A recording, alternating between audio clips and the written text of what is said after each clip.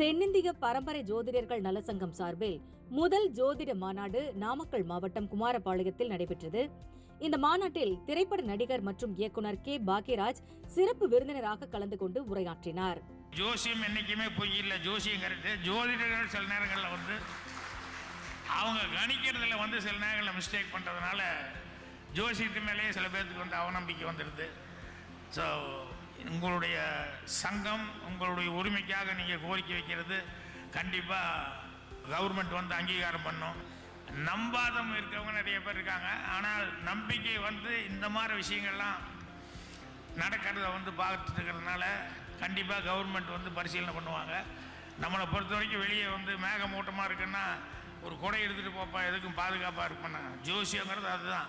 முடிஞ்ச வரைக்கும் உனக்கு பாதுகாப்புக்கு என்ன உண்டோ, இது இப்படி இருக்குது கொஞ்சம் பார்த்துருங்க அப்படின்னு சொல்கிறது அப்படிங்கிறது தான். அதனால் உங்களுக்கு எல்லாத்துக்கும் என்னுடைய மனமார்ந்த நல்வாழ்த்துக்களை நான் தெரிவிச்சுக்கிறேன்.